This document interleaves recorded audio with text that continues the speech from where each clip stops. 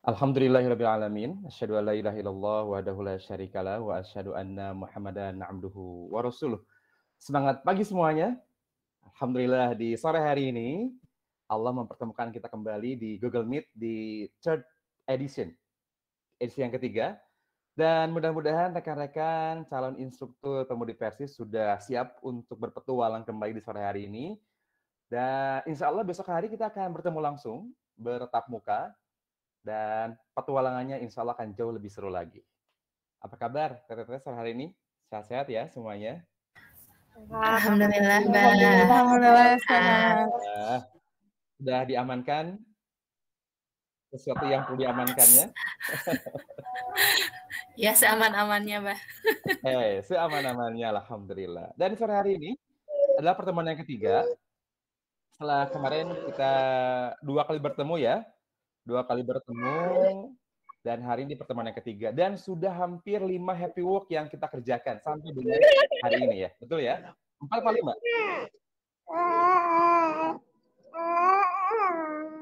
4 apa 5? 5 apa 4? 4.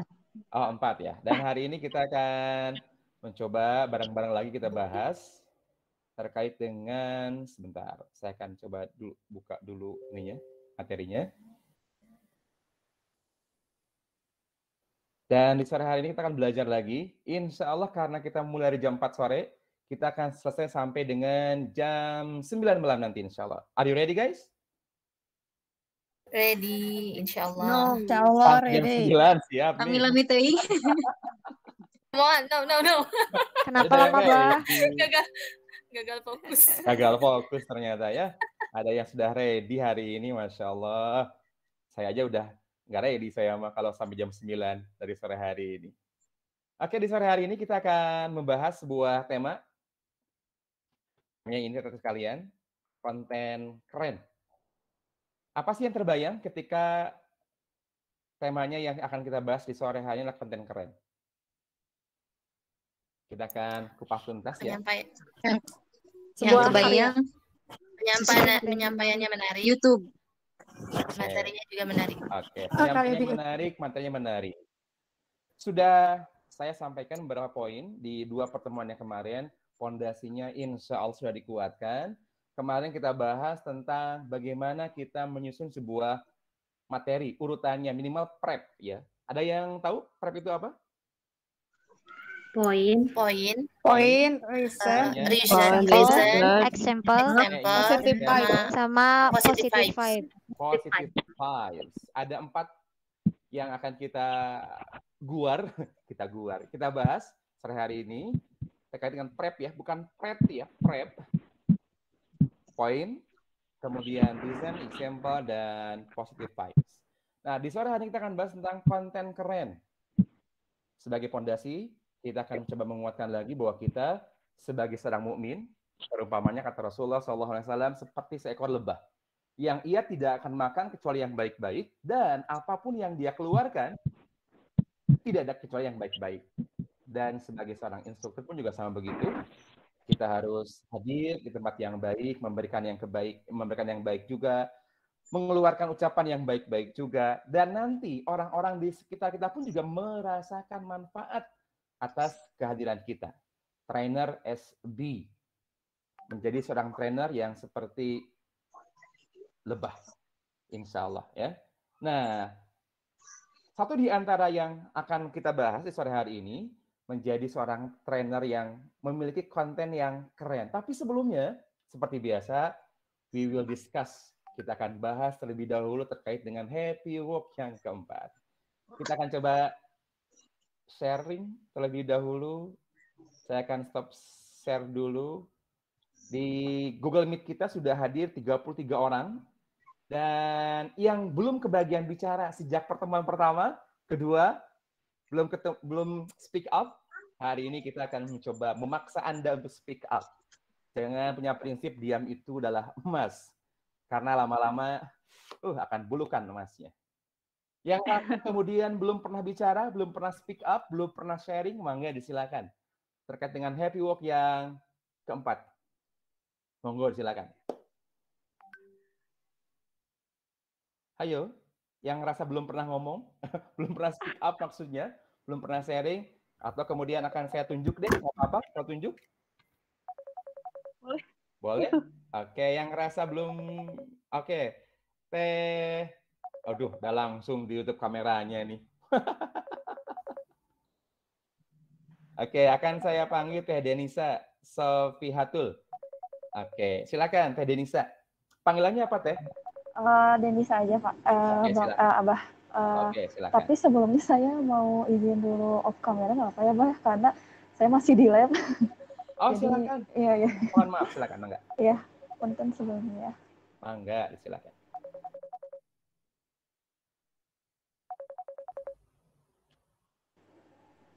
Ya, bismillahirrahmanirrahim. Jadi mode training yang saya sudah susun itu ya, Bah, Ya. nama kegiatannya itu saya mengambil pelatihan. Jadi karena bersinggungan dengan masalah yang saya hadapin gitu ya, Bah, kayak mengatur waktu itu sulit gitu. Jadi saya mengambil tema pelatihan cara mengatur waktu untuk hidup yang lebih produktif seperti itu. Dan kalau misalnya konten prep yang diambil dari poinnya itu kan sebetulnya sebagai seorang pemudi persis kan kita itu tidak luput ya dari berbagai aktivitas gitu ya, kesibukan sehari-hari, misalnya dari sebagai seorang ibu rumah tangga, kemudian ibu bagi anak-anaknya, kemudian kegiatan jamiah juga gitu. Dan menurut saya time management ini adalah kunci gitu untuk memanfaatkan waktu yang lebih efektif dan efisien. Nah, kemudian alasannya itu, jadi dengan memiliki kemampuan yang manajemen yang baik, maka diharapkan dapat menciptakan hidup yang lebih terstruktur, kemudian bisa lebih produktif juga. Dan kalau misalnya dilihat dari example, saya itu terinspirasi ya, teringat dengan penjadwalan pengaturan pesawat terbang gitu. Jadi bayangkan mungkin ya kalau misalnya penerbangan pesawat terbang tidak diatur dengan baik dan tepat, jadi setiap detik dan menitnya itu sangat berarti gitu. Misalnya dalam penerbangan pesawat, misalnya penguatan rute, waktu keberangkatan, kemudian jumlah penerbangan itu, persatuan waktunya itu kan sangat berarti gitu. Nah, sama halnya dengan kehidupan kita. Jadi kayak kegiatan-kegiatan, tugas-tugas yang kita miliki, jika tidak ada pengaturan waktu yang tepat, jadi maka akan bertabrakan seperti pesawat terbang gitu, saya menganalogikannya, dan menimbulkan kecelakaan, yaitu kegiatan yang tidak terlaksana atau misalnya tugas-tugas yang terbengkalai, kemudian tugas yang menumpuk. Nah, positif vibes-nya mungkin saya lebih mengajak kayak mari kita sama-sama ciptakan hari-hari kita yang berkualitas dan bermakna dengan mengikuti tips dan cara mengatur waktu yang sudah saya sampaikan di modul trainingnya. Kemudian saya menutup gitu ya, jangan lupa kepada mungkin nanti audiens bahwa jangan lupa untuk memberikan waktu untuk diri kita sendiri agar kita tuh bisa menikmati hidup di luar kesibukan, misalnya dengan me time seperti itu. Nah, kemudian ya seperti itu yang biasa saya sampaikan mungkin kalau terkait prep. Oke, luar biasa keren ini, mantap Teh Denisa. Terbangga juga. Berikan aplaus virtual, gini, biar kelihatan. Oke, putar-putar gitu. Ini namanya aplaus virtual. Kalau gini kan nggak ketahuan tuh tepuk tangannya. Kalau gini kan gerak ya, ketahuan. Oke, aplaus virtual, mantap Teh Denisa, luar biasa keren. Pertanyaan saya adalah siapa yang hadir di pelatihan Anda? Kalau misalnya yang hadirnya itu sebetulnya targetnya pemudi persis, karena mungkin pemudi persis yang hadir itu udah kayak mewakili dari berbagai status, karena ada sebagai seorang ibu, kemudian ada mungkin yang masih single gitu ya, kayak seorang anak, kemudian ada yang masih pelajar juga, kemudian yang bekerja, dan itu tuh kayak bisa mewakili dan mereka memiliki kesibukan, kegiatan yang banyak.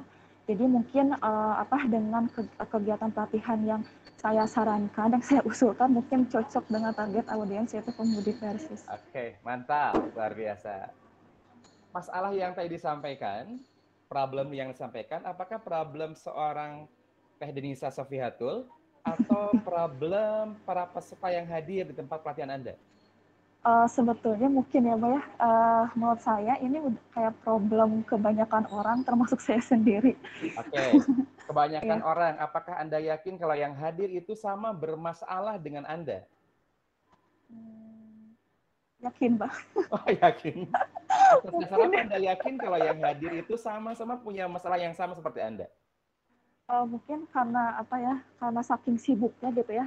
Kalau Denisa kayak lebih melihat kepada diri Denisa sendiri gitu sebagai pemudi Persis yang punya kegiatan di luar, itu kayak manajemen waktu seperti apa ya, menulis to-do list, kemudian apa ya, mengurutkan prioritas dan lain-lain itu masih masih jarang gitu, Mbak. Jadi kayak Oke, misalnya yang ya. hadir nih pemudi Persis, ketika pas contoh nih saya, misalnya mohon maaf ya, saya pemudi Persis, hadir di pelatihan Anda, atau jangan saya deh, kata-kata sekalian yang hadir ya.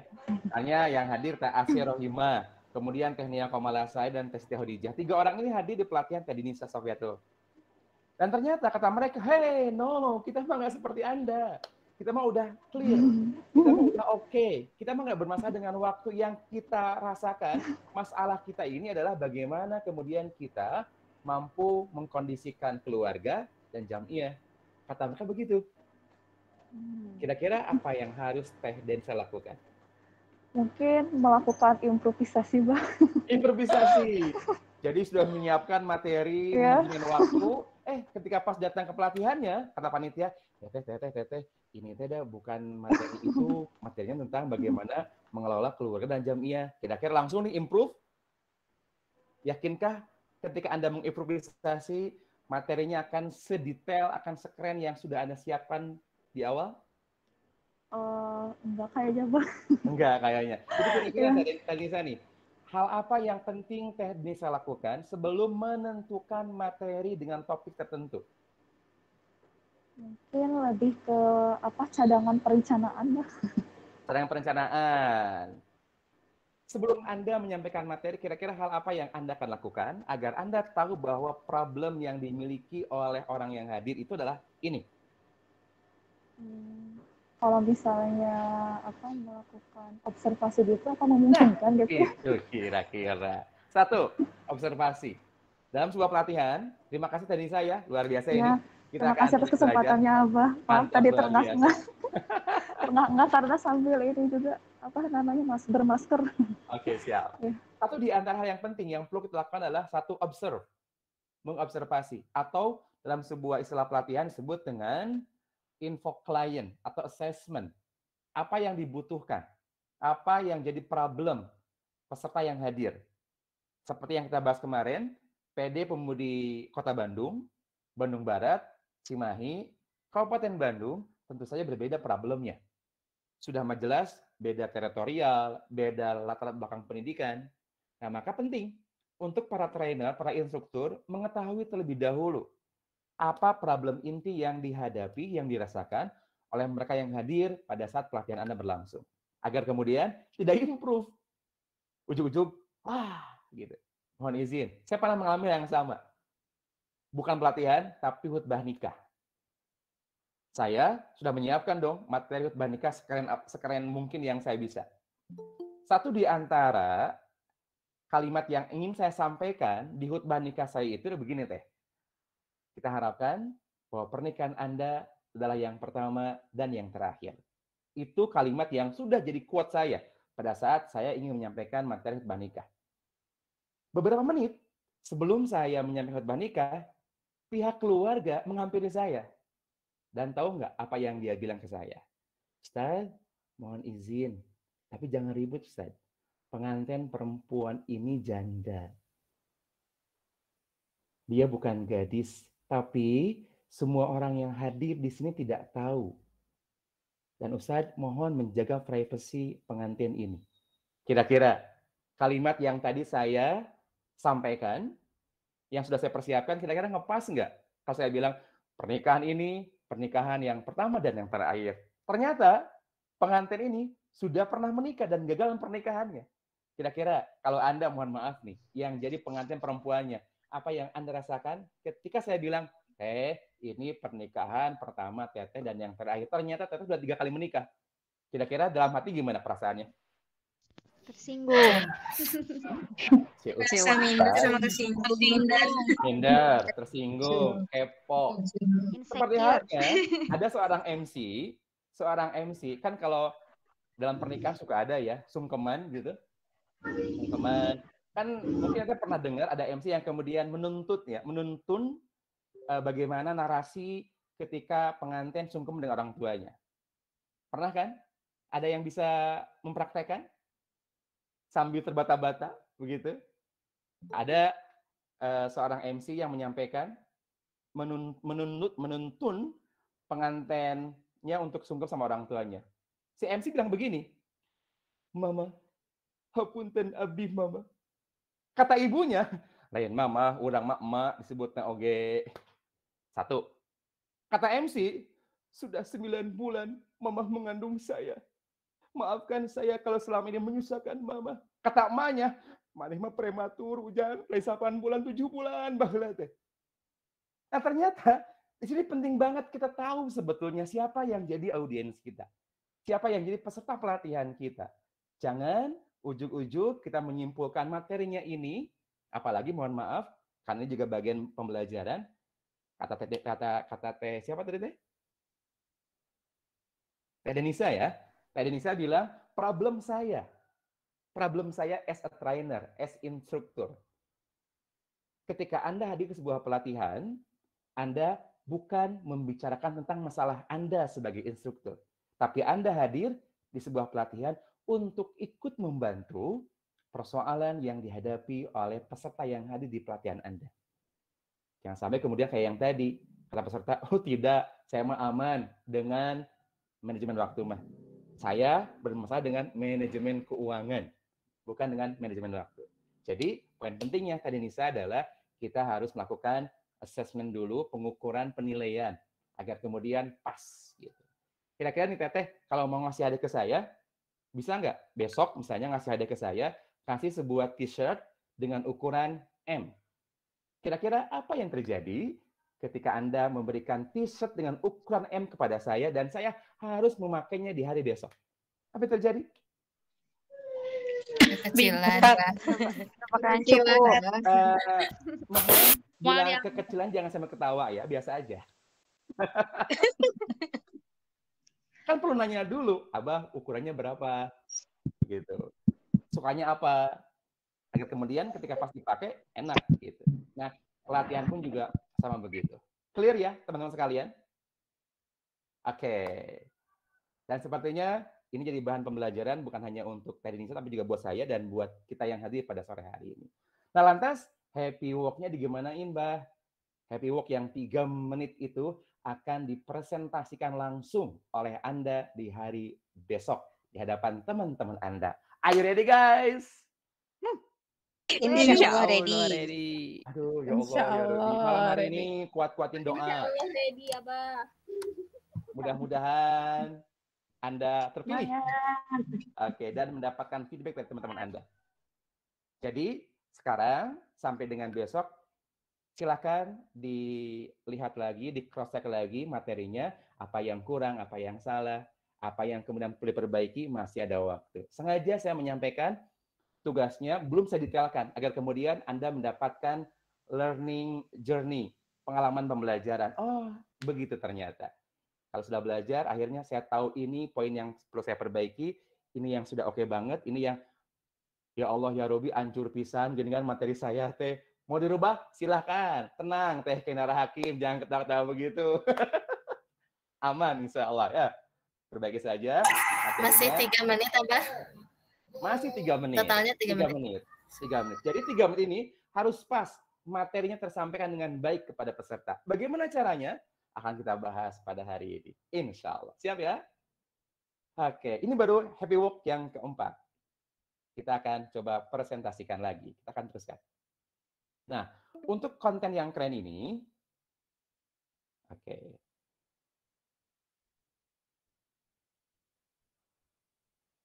Sebentar.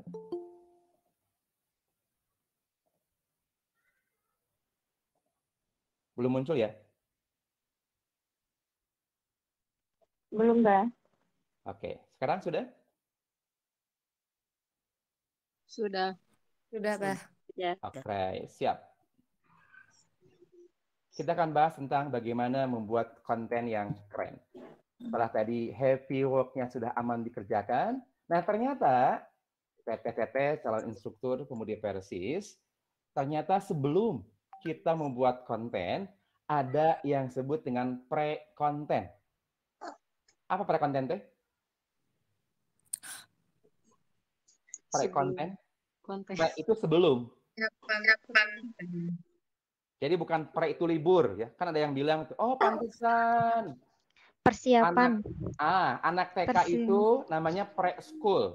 Sakapung school, sakapung pre gitu. Bukan begitu. Pre itu sebelum.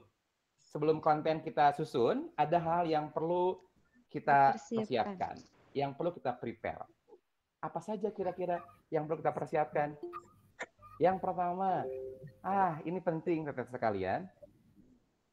Penting kita mempersiapkan konten itu bukan sekedar menyiapkan skrip, tapi kita juga harus menghadirkan rasa.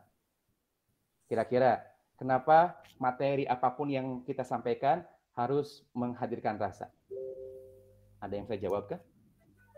Karena apa yang disampaikan dari hati akan sampai juga ke hati. Nah, gitu. Alah, sarang heo. Insyaallah. Betul, karena Anda seorang manusia, yang hadir di pelatihan Anda juga manusia. Anda punya hati, peserta Anda pun juga punya hati. Jangankan manusia dengan manusia.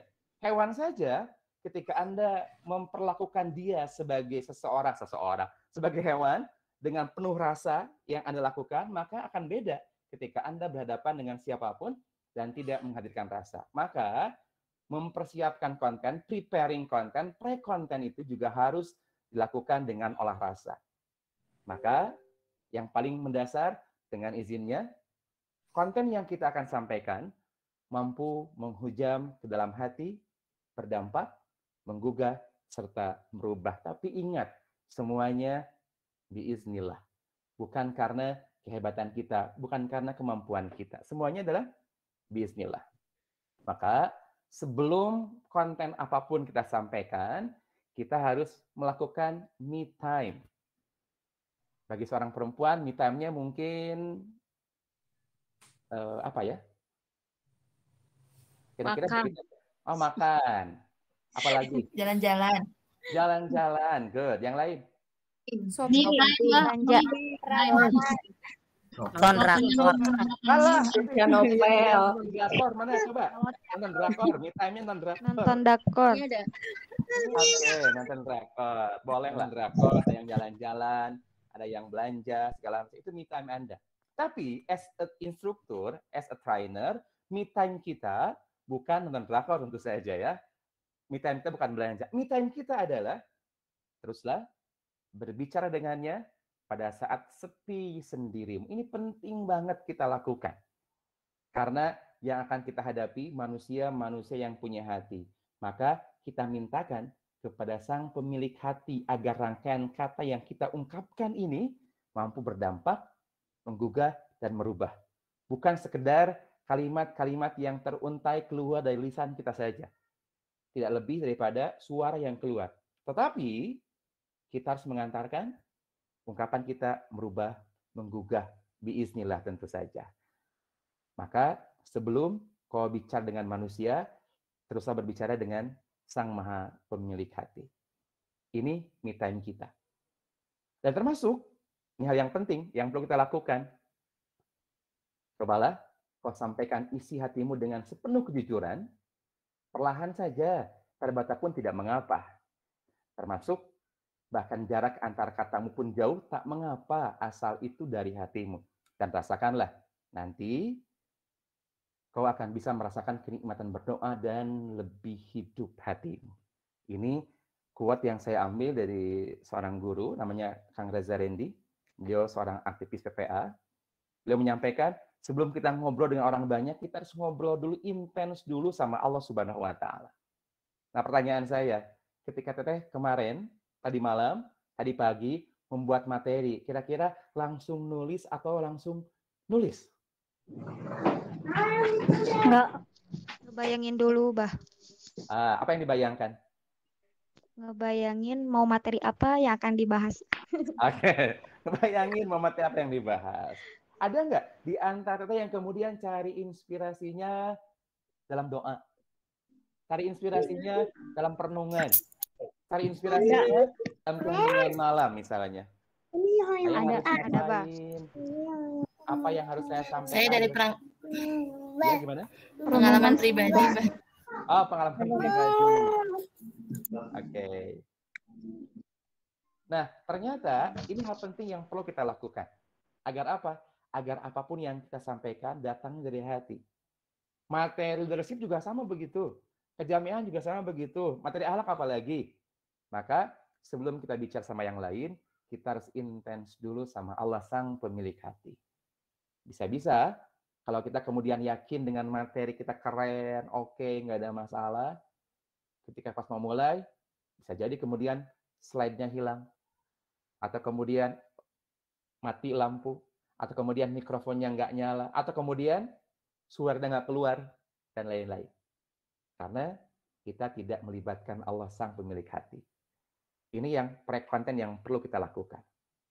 Kita sering bicara tentangnya, apalagi kita yang hidup beraktivitas di jamiah. Kita sering membicarakan tentangnya, tentang Allah Subhanahu wa Ta'ala, namun bisa jadi, mohon maaf, sedikit sekali kita bicara dengan Allah Subhanahu wa Ta'ala. Maka ada hal yang perlu kita lakukan. Apa yang perlu kita lakukan? Kita doakan ketika satu membuat materi. Kira-kira nih, apa yang Anda doakan kalau pas membuat materi? Semoga hanya yang baik yang sampainya. Kalaupun ada yang buruk yang tersampaikan ya jadi lupa lah si audiensnya. Itu ya itu aja. Oke. Itu materi, itu doa yang disampaikan ketika sebelum menyampaikan materi. Pas buat materinya. Saya suka berdoa gini. Gimana? Yang Rabbi shrahli sadri wa yassirli amri wahlul 'uqdatam min lisani yafqahu qawli. Jadi ikatan di lisan itu harus dibuka, mudah-mudahan Allah lancarkan gitu. Oke, sip.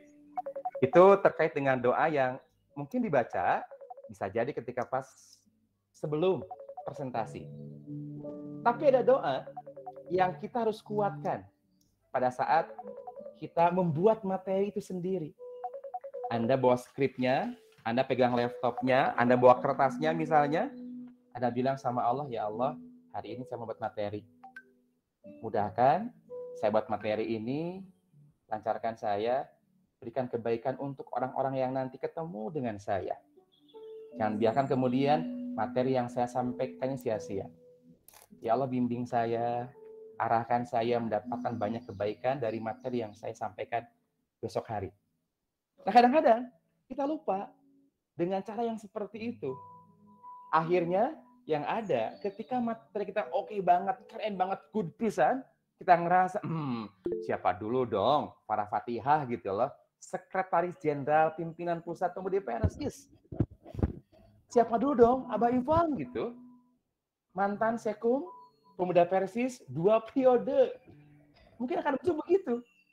Tapi ketika bilang sama Allah, ya Allah, hanya saya akan buat materi. Jadikan materi saya berdampak bukan hanya untuk orang-orang yang di depan saya, tapi jadikan materi ini cahaya bagi hidup saya. Ini penting, perlu kita lakukan. Kalau kemudian tidak kita lakukan, khawatirnya kita ngerasa bahwa yang kita lakukan adalah, yang kita ikhtiarkan adalah sebatas kehebatan kita. Termasuk ketika pada saat kita sebelum presentasi.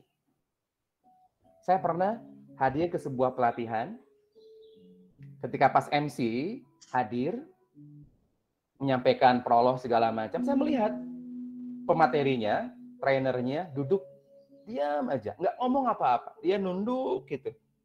Saya bilang dalam hati, itu trainer kayaknya ngantuk gitu. Awalnya begitu saya bilang, saya pikir ngantuk gitu. Tapi lama-kelamaan, dia kemudian merenung, dia nunduk kepalanya.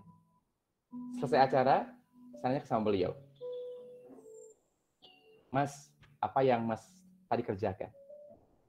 Dia bilang, dan buat saya kaget, saya diajarkan oleh guru saya, sebelum menyampaikan materi, minta dulu sama Allah.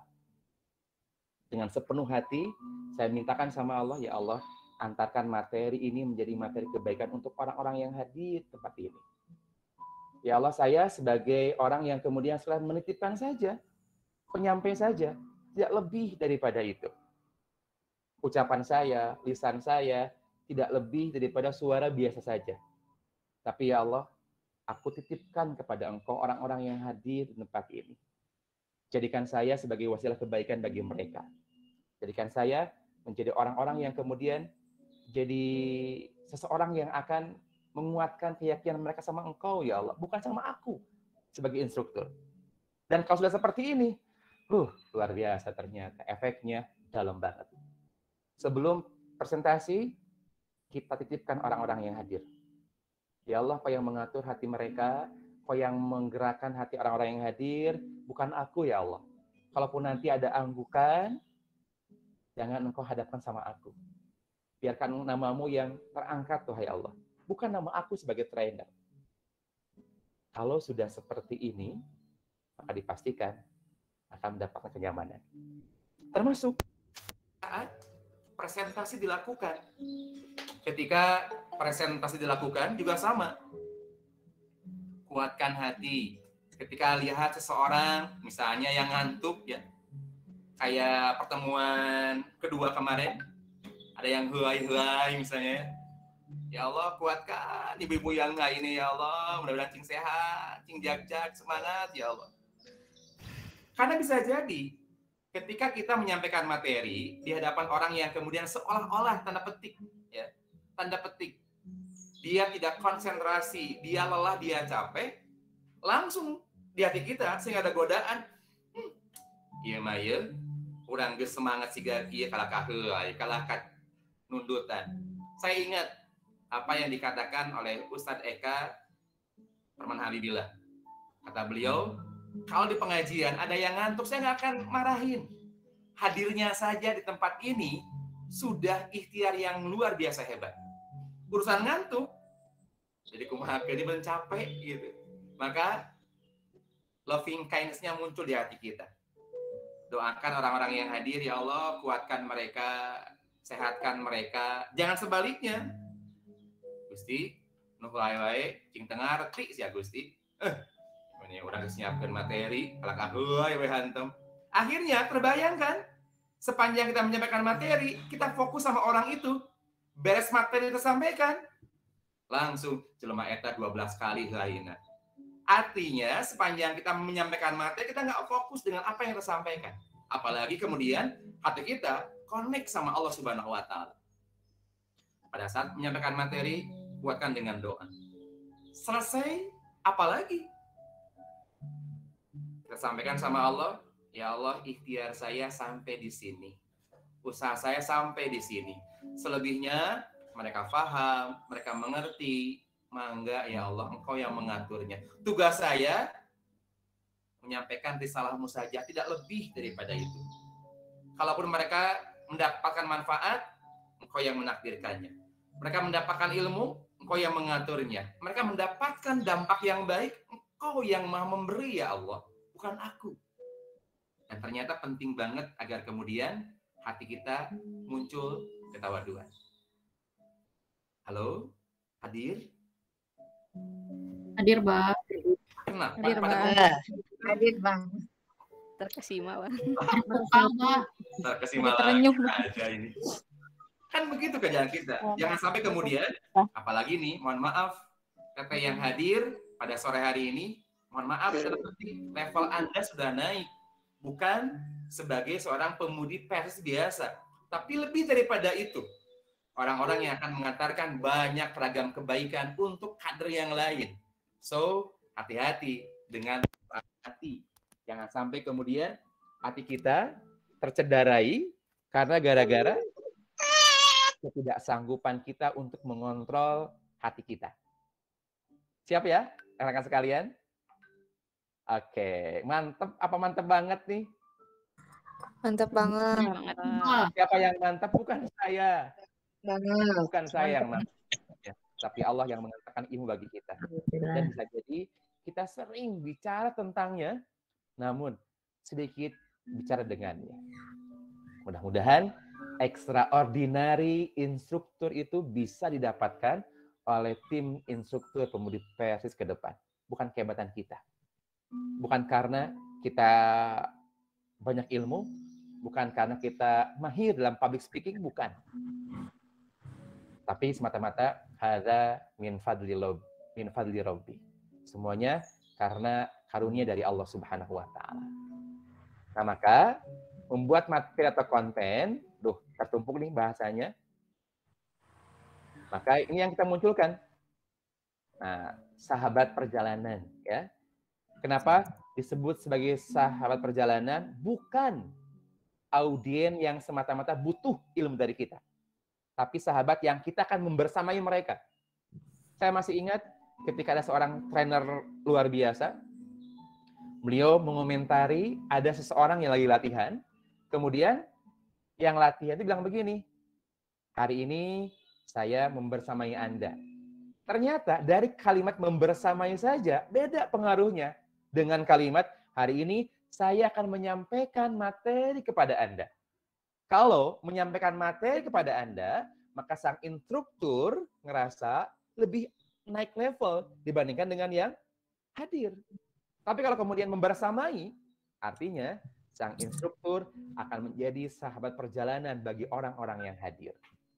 Saya yakin, saya pastikan, kapasitas ilmu seluruh rekan-rekan yang hadir di sore hari ini lebih hebat daripada saya, lebih senior daripada saya, pengalamannya lebih dalam daripada saya.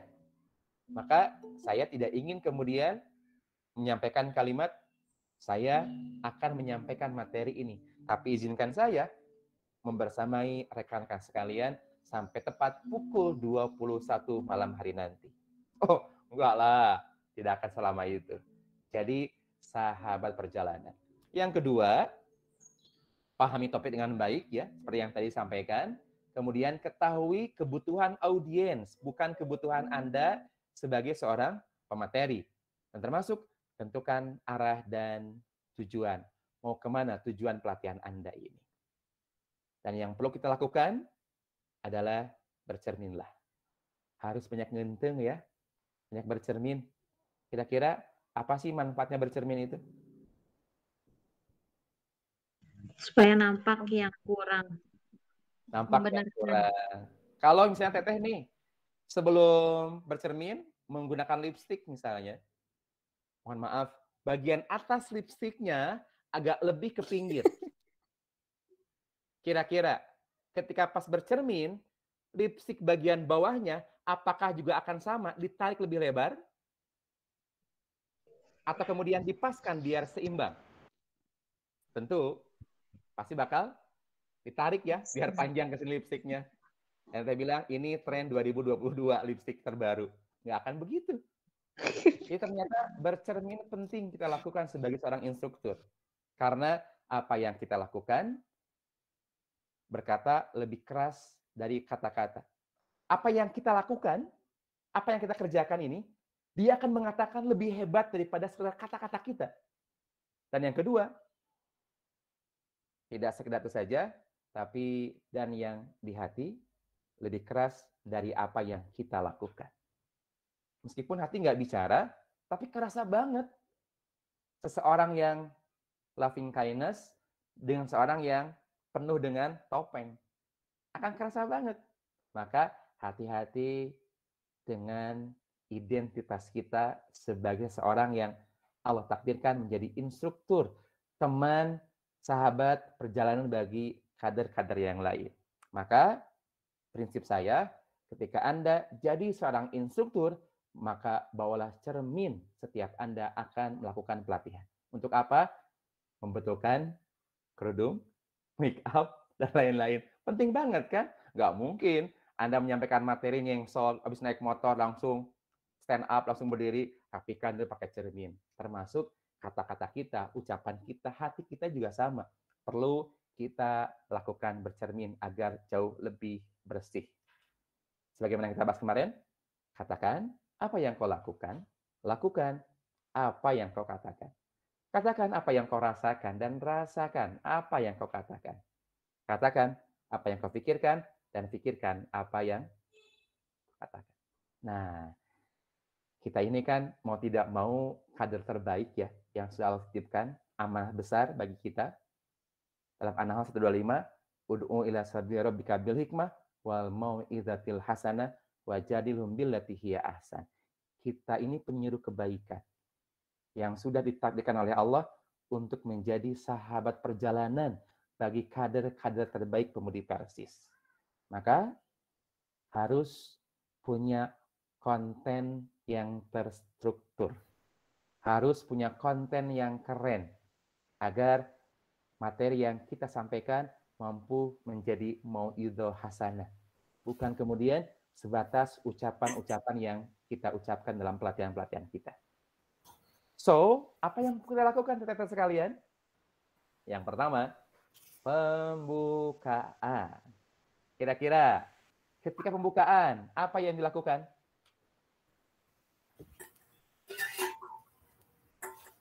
Tersenyum. Senyum dulu. Menyapa. Menatap. Menatap, senyum, sapa. Sapa. Tatap sopan, dulu seluruh santun, salam. Oke, ketika pembukaan ada hal yang perlu kita siapkan. Pembukaan, satu, tahmid. Ya, karena kita adalah jamiah yang on the track dalam Al-Quran dan As-Sunnah. Yang kedua, building rapport, ini penting. Yang ketiga, perkenalan. Dan yang keempat, menghadirkan why. Ini 4 poin penting ketika Anda membuka acara.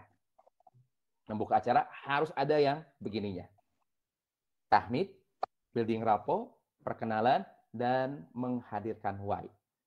Teman-teman sekalian, nggak perlu mencatat ya. Nanti akan saya share lagi materinya. Nah, building rapport-nya, perkenalannya, menghadirkan why seperti apa? Nah, ini dia. Yang pertama, ada yang tahu apa ini? Hamdalah. Oke. Biasanya, apa yang kita lakukan ketika kita mengucapkan tahmid ini?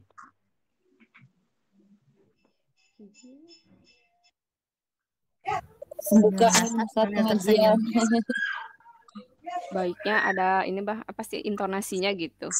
Ada intonasi. Oke, yang lain? Sambil menatap, sambil tersenyum ke audiens, Mbak. Memahami apa yang dibaca.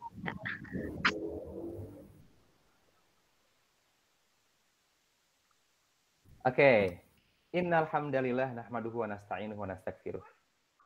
Rekan-rekan mungkin pernah melihat hadir di sebuah kajian dengan intonasi yang splash. Pernahkah? Misalnya ketika pas tahmid, alhamdulillah nahmaduhu wa nasta'inuhu. Selesai.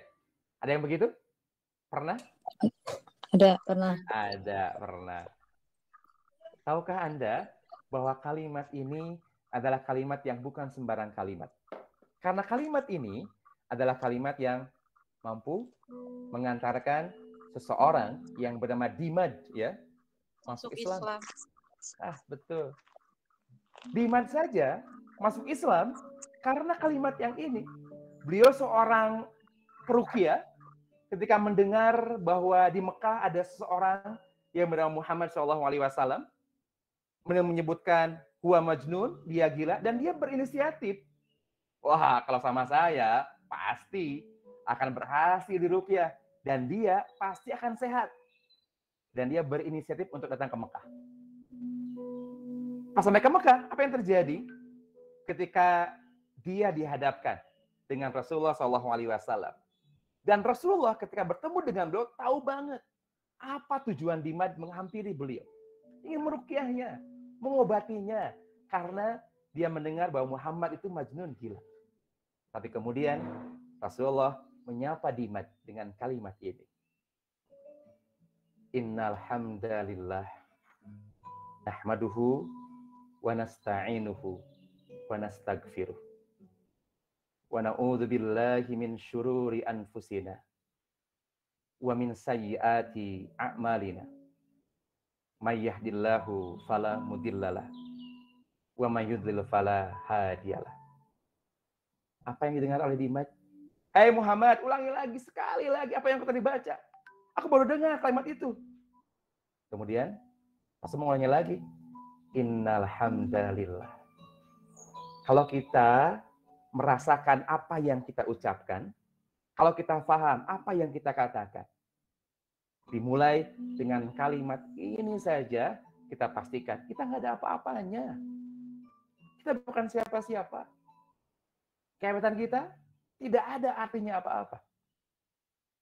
Clear kita, influence kita, lancarnya bicara kita, bukan apa-apa. Innal hamdalillah.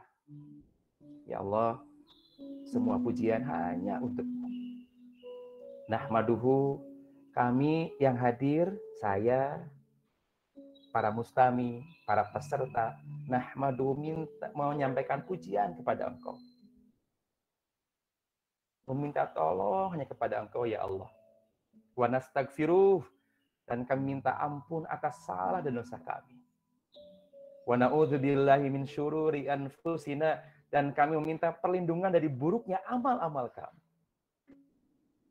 Sebagian guru menyebutkan ini adalah ikrar seorang employee of Allah. Seorang yang ditugaskan menjadi penyuruh kebaikan oleh Allah Subhanahu wa taala. Jadi para kader Komedi Persis, jangan sampai kemudian kita nih baca innal hamdalillah sambil mohon maaf benerin kerudung. Innal hamdalillah nahmaduhu wa nasta'inuhu pakai tisu wa na'udzubillahi min syururi anfusina wa min sayyiati a'malina may yahdihillahu fala mudhillalah wa may yudhlil fala hadiyalah. Asyhadu an la ilaha illallah. Kan ada yang pakai kipas tuh. Wa na'udzubillahi min syururi anfusina wa min sayyiati a'malina may yahdihillahu fala mudhillalah wa may yudhlil fala hadiyalah. Asyhadu an la ilaha illallah wahdahu la syarikalah wa asyhadu anna Muhammadan abduhu wa rasuluh. Hey, ini doa. Ini ikrar kita sebagai employee of Allah, sebagai seorang instruktur yang extraordinary. Maka ketika Anda mulai dalam pembukaan, cooling down, tenangkan dulu, kemudian hayati apa yang Anda baca. Nah, ternyata Dimas saja masuk Islam. Sampai dia menyatakan, saya akan masuk Islam dengan kalimat ini. Bisa jadi ketika Anda hadir sebagai seorang instruktur, nanti banyak orang yang kemudian mendapatkan dampak kebaikan dari apa yang Anda ucapkan.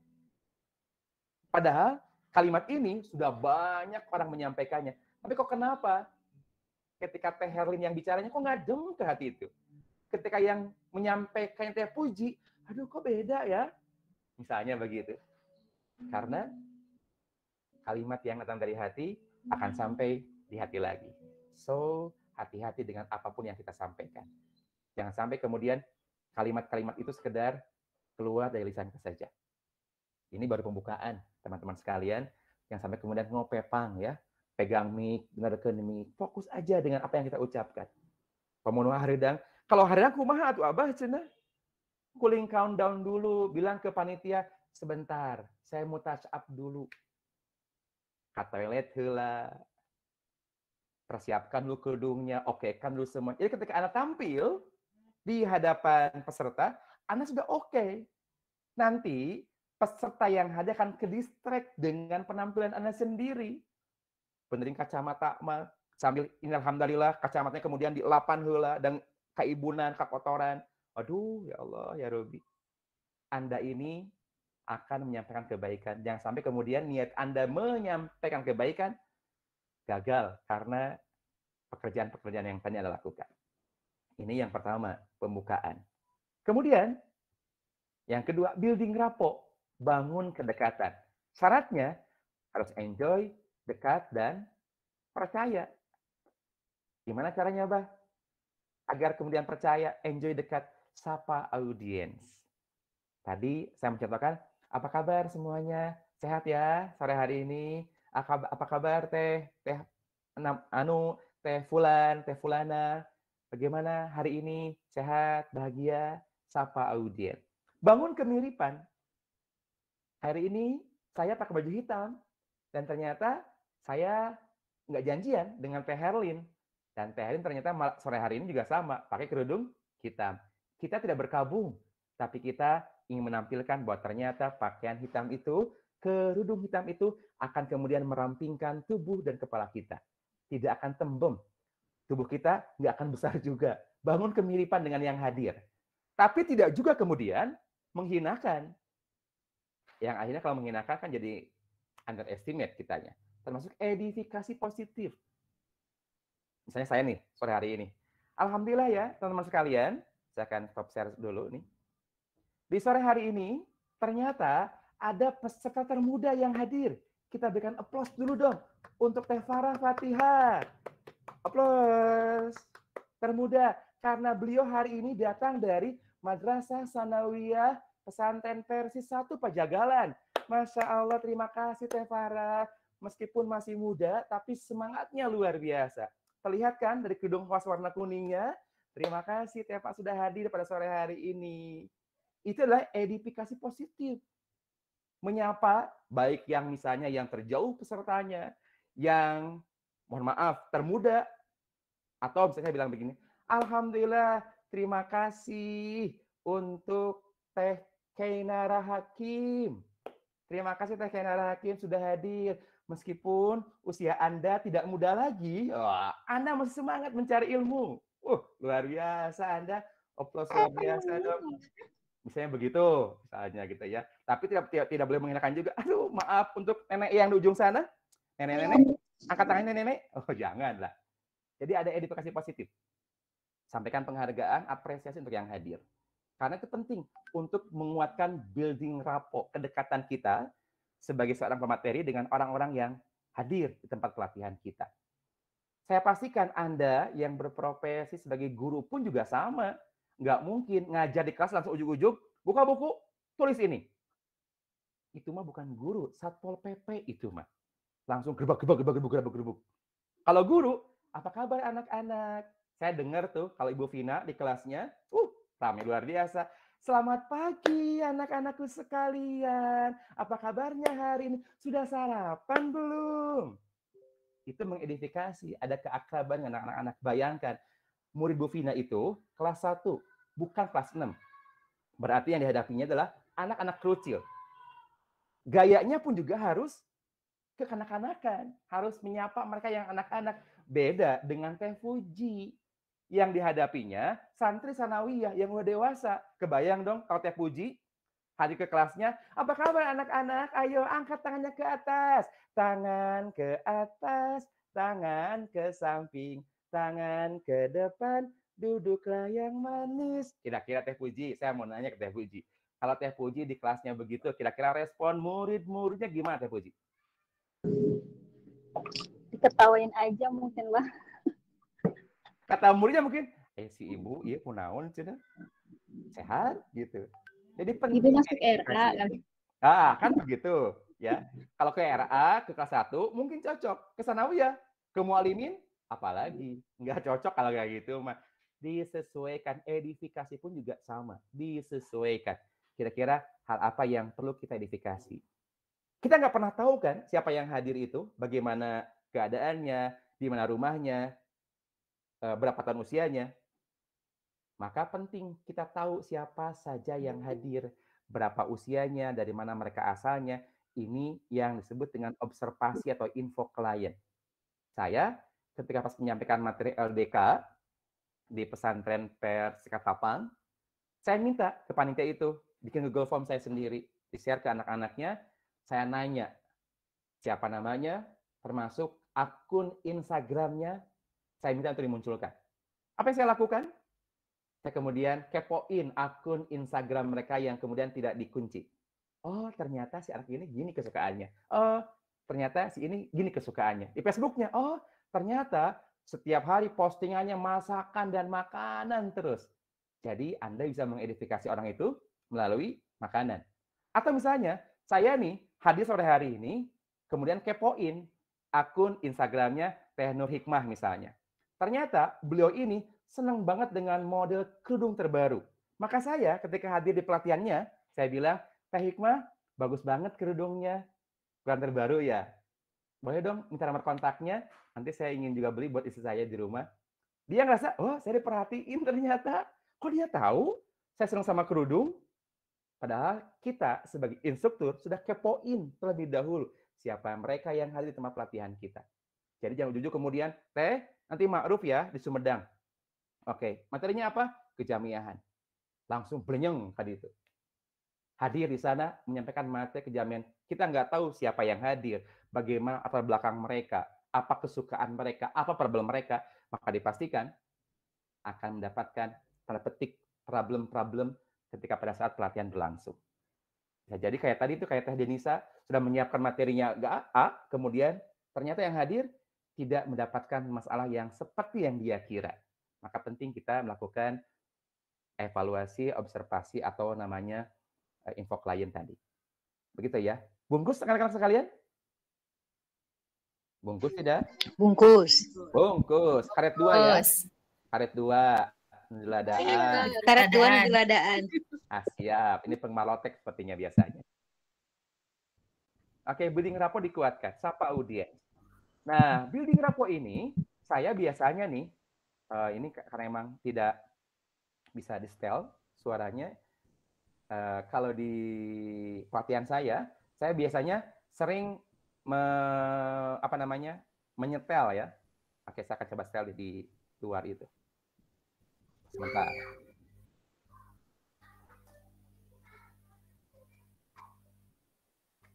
Sebentar. Oke, sudah ada. Siap. Ada nggak musiknya, Teh? Ada. Ada. Oke. Ada, Mbak. Kira-kira ada yang tahu nggak lagu siapa ini?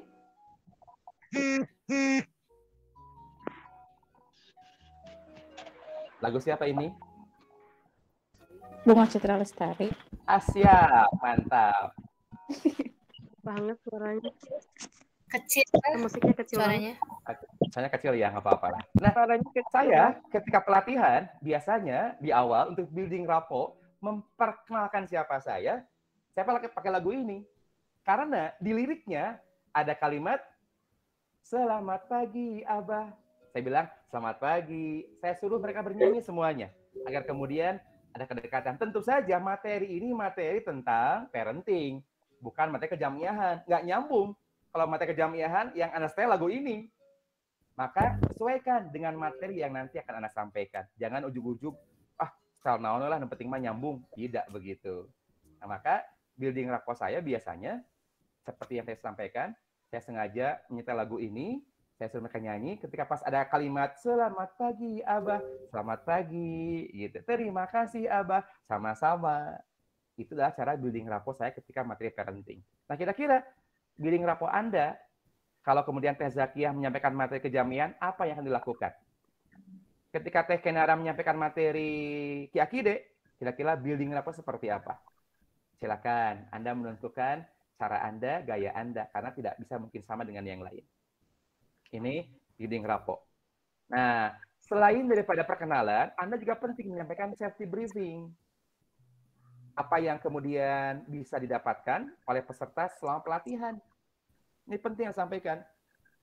Misalnya, kebayang dong kalau pas pelatihan misalnya, di tempat yang offline ya, kayak besok misalnya, peserta tidak tahu di mana toilet.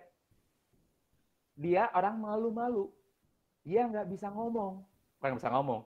Dia malu kalau ngomong gitu. Perutnya sudah mules luar biasa. Pengen buang kentut, mohon maaf. Pengen buang gas. Tapi dia malu buat bergerak. Dia malu buat nanya. Kira-kira apa yang terjadi dengan pelatihan Anda? Kalau ada yang kemudian buang kentut peserta di antaranya. Satu, akan mengakibatkan yang lain akan menjadi terganggu. Yang Tidak kedua, nyaman. Tidak nyaman. Yang ketiga, sang pelaku sendiri ngerasa malu luar biasa. Maka sampaikan sama Anda. Hari ini kita akan melakukan pelatihan. Di sebelah kanan Anda itu ada toilet. Ketika Anda merasa ada kebutuhan hajat, silakan Anda ke sana. Ketika Anda merasa kemudian Anda haus, di belakang ada konsumsi yang sudah disiapkan oleh panitia. Jangan malu-malu, ambil air minum itu. Ketika Anda merasa pusing, di sebelah kanan Anda ada ruang panitia. Tanyakan obat sama mereka. Tapi kalau Anda ingin bakso, nggak ada di sini. Bisa jadi begitu cara menyampaikannya. Termasuk hal-hal yang lain yang terkait dengan materi pelatihan Anda sampaikan bagaimana kemudian safety briefing. Agar apa? Agar yang hadir sama-sama selamat. Tidak ada yang kemudian terzolimi dan yang menzolimi. Nah, ini safety briefing. Juga disampaikan di perkenalan. Termasuk tujuannya. Tujuan pelatihannya apa? Kalau saya kemarin menyampaikan pelatihan kejamiahan, maka tujuan pelatihan kita adalah membantu menguatkan motivasi berjamiah dan mengembangkan komunikasi jamiah dengan efektif. Agar yang hadir ngerasa, oh iya, pelatihan saya jelas tujuannya ke arah sini. Dan nanti di akhir pelatihan, yang hadir akan merasa kemudian, sampai nggak tujuannya? Kena nggak tujuannya? Nah, jangan kemudian tujuannya di awal begini, di akhir tidak sampai, dan nanti perlu dievaluasi, perlu ada feedback. Bahwa ternyata apa yang disampaikan pemateri tidak sama dengan tujuan kenapa pelatihan ini dilaksanakan. Selain tujuan, di perkenalan, tentu yang paling penting, perkenalan diri, eksplor nama, tunjukkan karya, tapi harus tawadu. Ya. Nama saya, Irfan Firmansyah. Hari ini saya sebagai Kadil Gabim Hajum di PC Persis Padalarang. Meskipun sebetulnya masih ada yang lain yang kemudian lebih lain daripada saya. Selain daripada sebagai Kadil Gabim Hajum di pimpinan cabang Persis, saya juga belajar hari ini dengan para trainer yang tergabung di Associate Trainer Academy Trainer. Keseharian saya mengajar di sebuah sekolah di MI Baitur Rahim, sekolah ramah anak di daerah Padalarang. Saya juga belajar bersama dengan para orang tua. Termasuk hari ini, saya belajar dengan Anda, ayah, ibu hebat, di acara parenting class di Sekolah Dasar Al-Azhar, Kota Baru, Parahyangan. Nah, ini penting kita lakukan. Untuk kemudian menyampaikan siapa kita, bagaimana kita. Tanda petik kemampuan apa yang kita miliki. Karena nanti ketika kita menyampaikan dari hati, orang juga ngerasanya nggak akan sombong amat, sudah jadi academy trainer, sudah jadi Bim Hajum, jadi parenting partner, penulis buku. Sombong amat hidupnya. Tapi karena di awal sudah dikuatkan pondasinya, bahwa apa yang kita sampaikan tidak lebih Allah yang mengarahkannya, Allah yang menuntunnya, maka insya Allah tidak akan kemudian memunculkan ketakabburan. Maka poin yang terakhir tadi, selain daripada perkenalkan diri, kasih tahu karya, juga tawadu. Jangan begini. Pemudi Persis yang Allah muliakan, terima kasih Anda sudah hadir di pelatihan saya. Perkenalkan, saya para Fatihah tahu nggak? Saya sudah bikin buku loh. Sejak Sanawi saya bikin buku. Keren banget kan? Saya, luar biasa saya. Karena saya adalah orang yang pintar, IQ saya, luar biasa, tinggi banget. Padahal saya pernah loh diajukan beasiswa untuk sekolah di Melbourne, Australia. Tapi saya tolak semuanya. Karena saya lebih milih di Pemudi Persis. Akan beda rasanya ketika yang asli dari hati dengan yang bukan dari hati. Bukan berarti harus tawadu pernah terus-menerus. Perkenalkan, saya Cindy Apriliani. Saya seorang trainer di Pemudi Persis. Mohon maaf, saya mah apa atuh daya. Hadir di sini juga kepaksa. Kalau ada salah-salah kata, maafkan ya. Sejak awal, kira-kira nih, kalau sejak awal sudah seperti itu, kira-kira apa yang dirasakan oleh peserta yang hadir? Teh Cindy. Ih, naon. Apa sih gitu? Naon maksudnya cina itu? Gabut pisan. Asa tepuguh pisan. Iya. Mohon maaf kalau materi saya nanti ada yang salah ya. Mohon maaf pisan. Saya lagi belajar ini teh. Nanti kalau suara saya agak-agak kurang, dan saya kemarin malam saya makan kadongdong, ini jadi nyelok di sini. Kemudian nanti kalau saya bolak-balik ke air, mohon maaf ya, karena tadi saya di jalan kan riut naik angkot. Nah, terus pas di jalannya tuang seblak dan cimol saya beli. Nah, saya sangat sakit perut saya teh. Kira-kira nih, respon peserta gimana? Jadi malam. Nah, betah dia. Curhat. Imah we cenah atuh. Jadi curcol. Penting memperkenalkan diri, penting menyampaikan karya kita, tapi juga ingat harus penuh dengan ketabahan. Bukan kemudian merendahkan diri sendiri, bukan. Agar apa? Agar orang yang hadir percaya. Contoh saya misalnya, saya sengaja menyampaikan saya belajar dengan ayah bunda di berbagai tempat dan hari ini terima kasih ayah bunda sudah meminta saya untuk belajar bersama lagi karena saya adalah seorang parenting trainer. Mudah-mudahan belajar kita bermanfaat ya ayah bunda sekalian. Jadi ketika materi parenting yang saya tampilkan adalah seorang parenting trainernya. Contoh, Anda menyampaikan materi kejamiahan.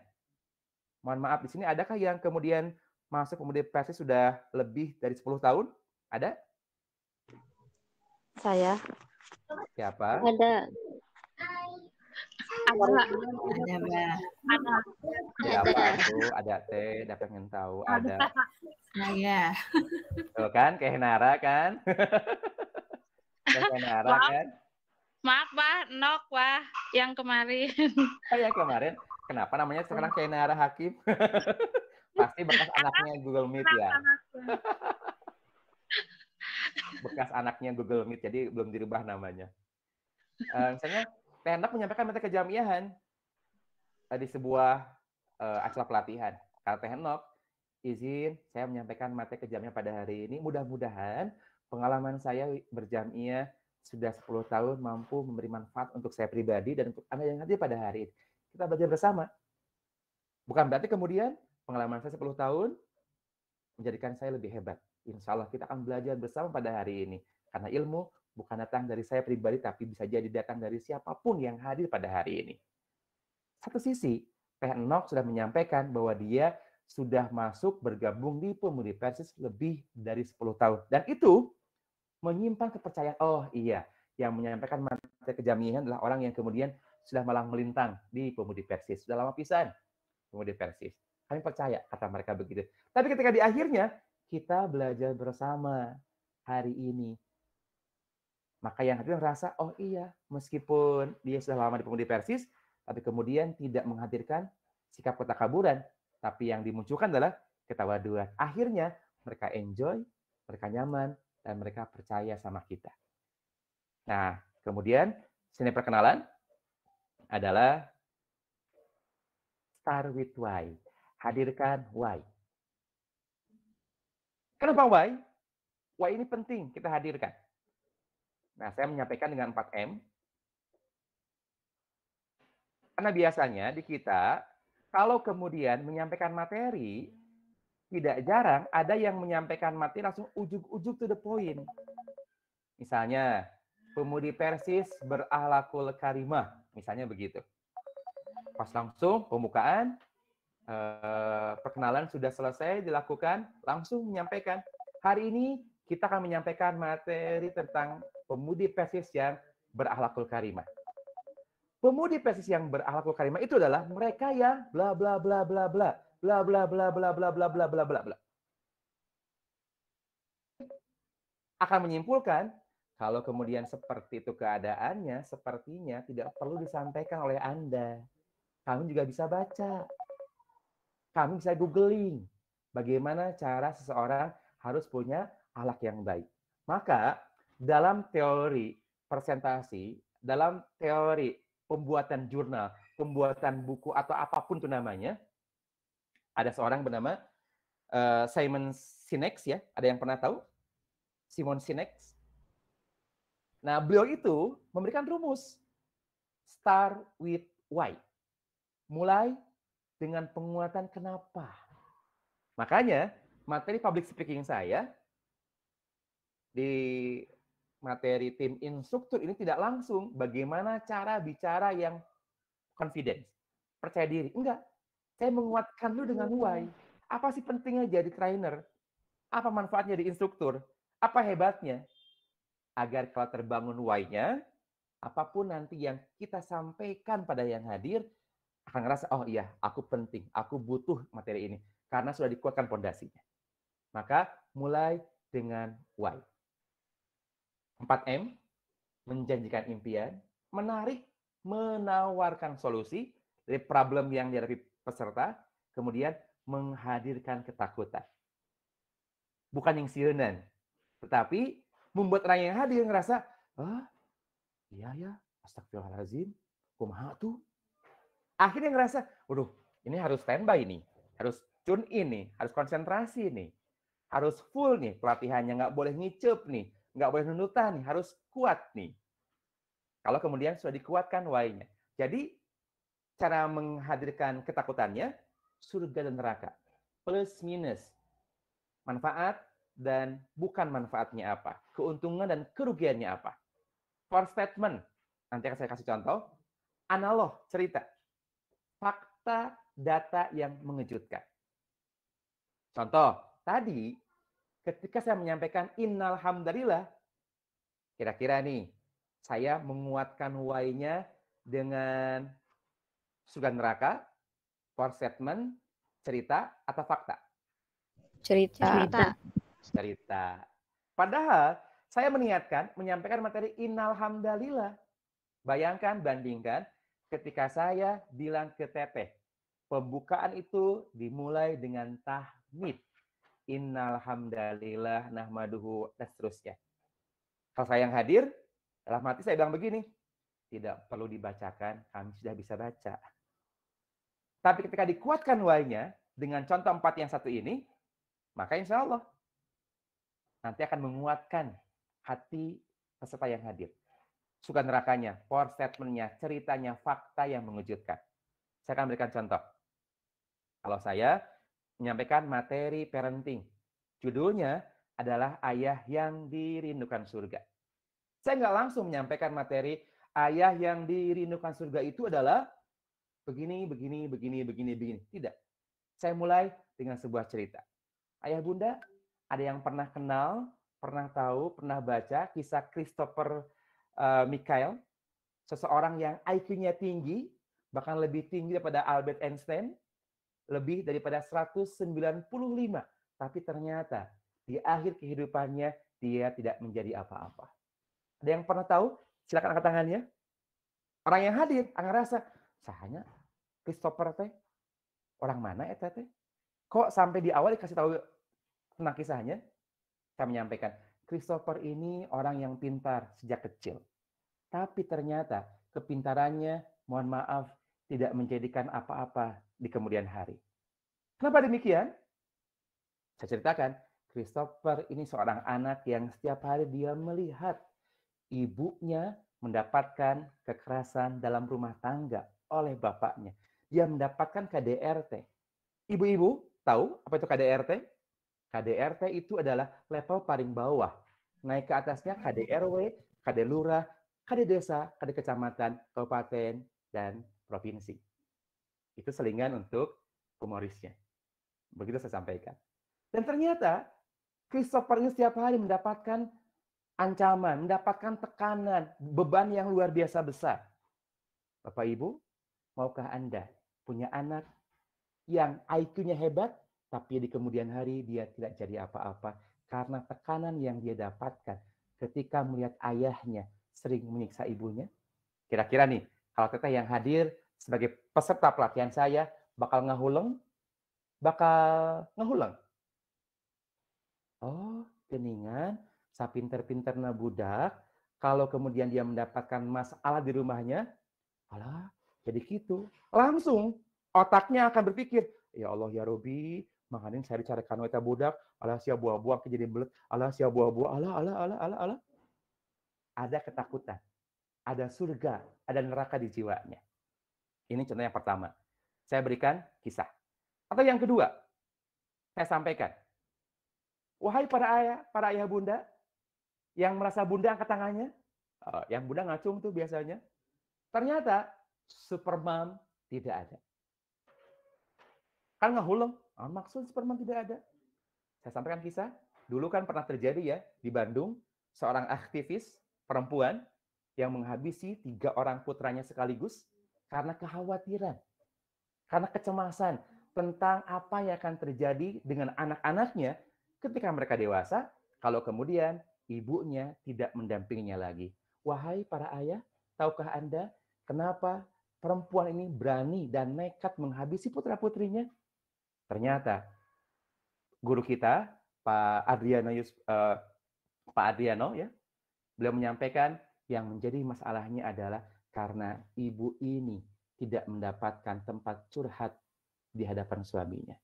Jadi wahai para ayah, penting banget kita sebagai seorang suami mendengarkan curhatan istri kita. Cung, yang ayah di sini angkat tangannya. Ayah ngacung itu.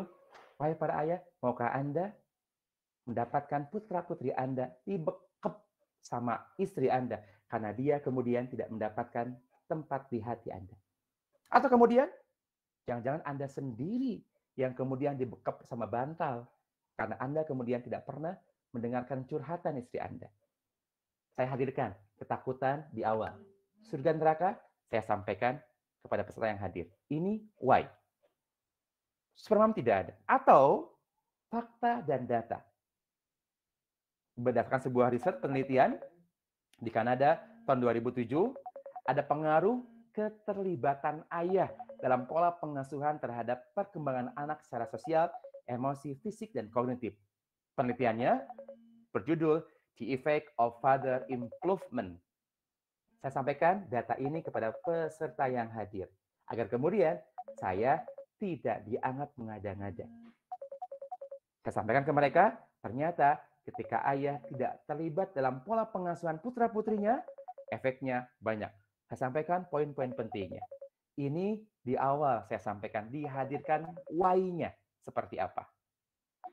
Nah, kalau sudah seperti ini, maka yang hadir akan ngerasa, oh, terus kumaha atunya? Kalau kemudian di rumah saya nggak ada kehadiran ayah, apa akibatnya kalau kemudian suami saya tidak mendampingi anak di rumah? Akhirnya saya memberikan 4 statement. 4 statement itu 4 pilihan. Plus minus, minus plus, minus minus, plus plus. Ayah bunda, siapa di antara Anda yang ingin menjadi ayah yang soleh? Angkat tangannya. Ngacung kan? Tapi anaknya tidak soleh. Nggak mau. Siapa di antara Anda yang ingin punya anak soleh? Cung. Ngacung. Tapi Anda tidak soleh. Nggak mau. Dan dipastikan Anda tidak akan mau menjadi ayah yang tidak soleh, dan anak pun juga tidak soleh.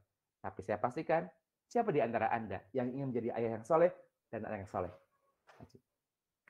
Ini penguatan DIY. Ini kalau materinya panjang, banyak. Pelatihan, ma'ruf, kemudian PKP, tentu nggak akan 3 menit. 1 jam, jam setengah. Maka penting dihadirkan why yang tadi. Kalau yang durasi 3 menit yang besok akan dipresentasikan, nggak perlu menyampaikan sebanyak ini. Nanti habis untuk menyampaikan why-nya saja. Nanti kalau kemudian satu waktu teteh diminta menyampaikan materi secara lengkap, maka munculkan semua why-nya. Agar yang hadir merasa, oh iya, penting geningan saya hadir. Atau bahkan kemudian saya menguatkan dengan hadis yang ini, penting kita menjadi orang tua yang soleh.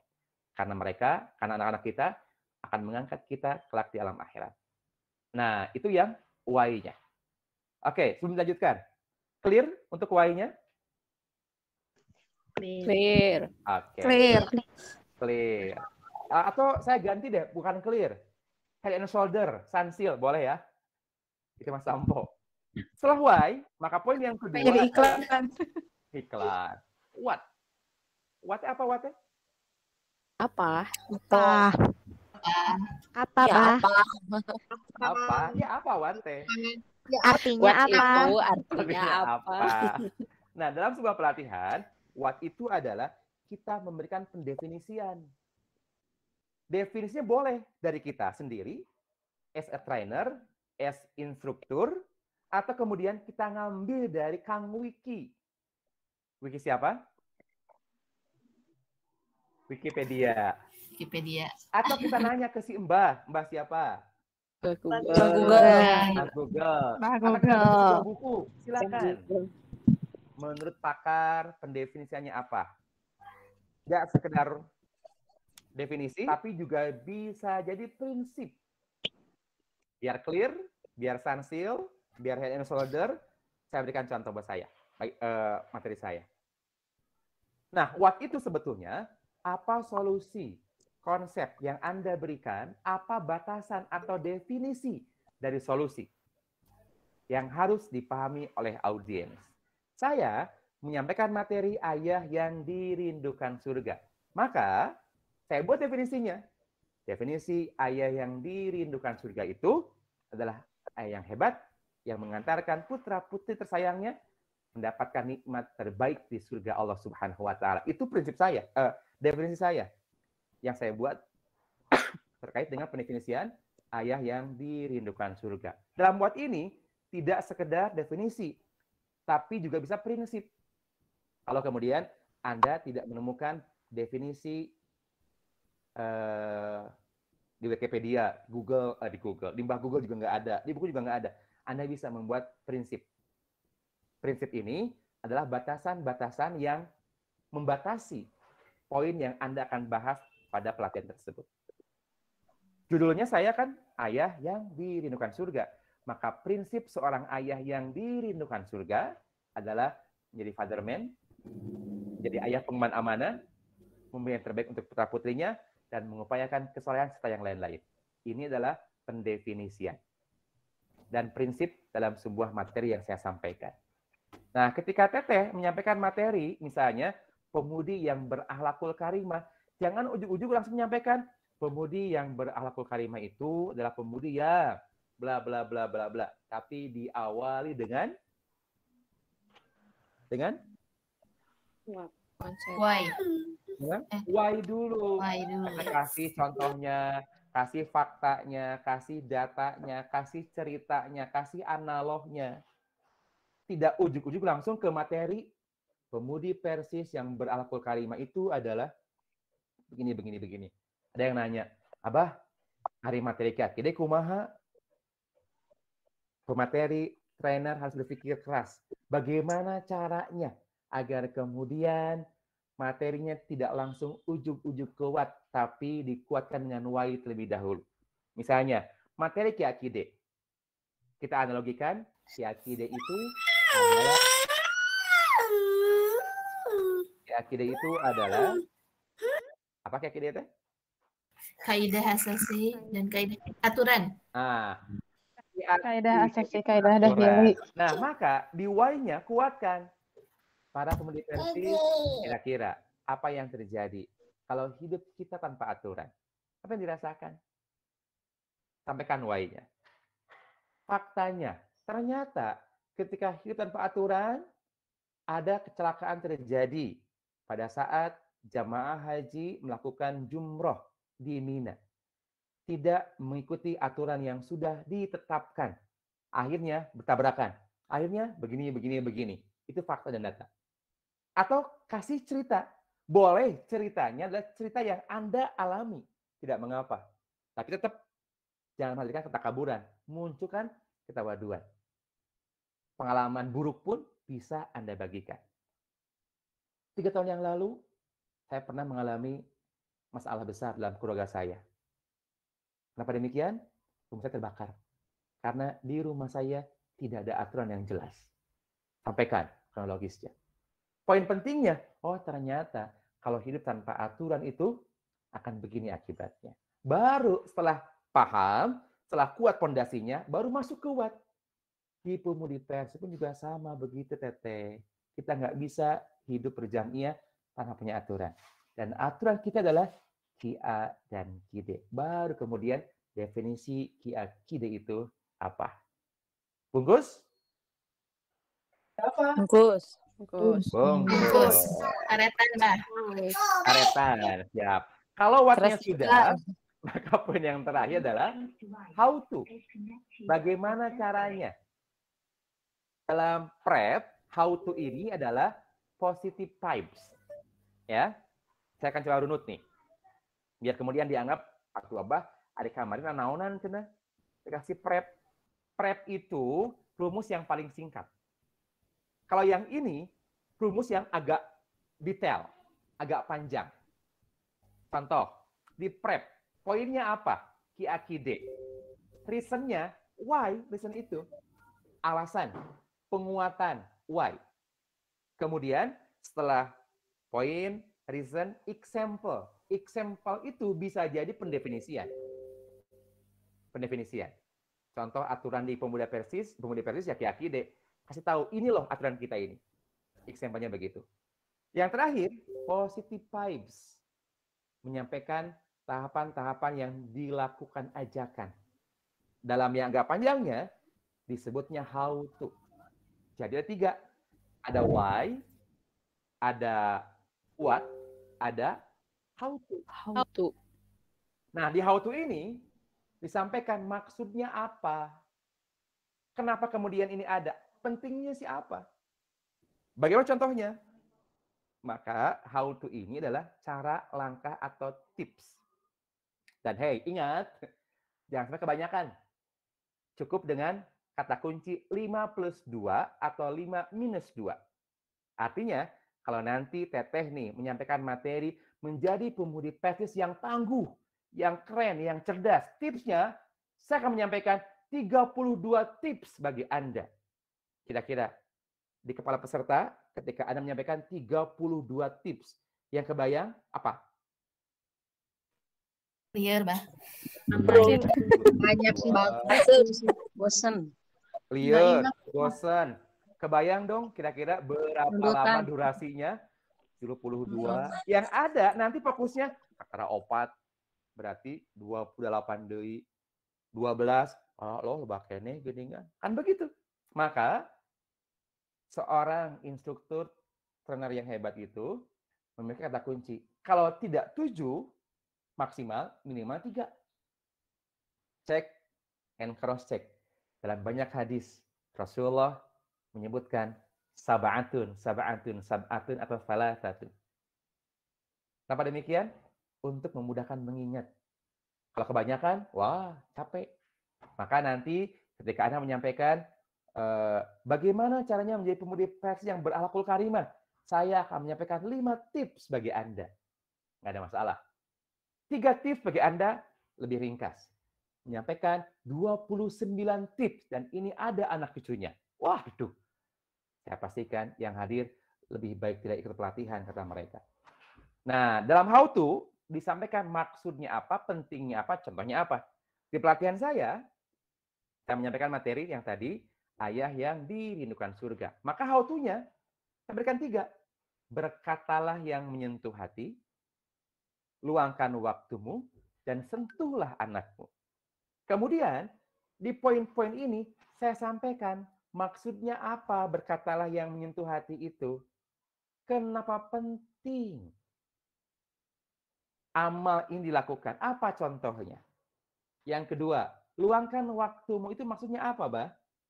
Apa pentingnya dan apa contohnya? Dan terakhir, sentuhlah anakmu. Apa maksudnya? Apa contohnya dan apa pentingnya?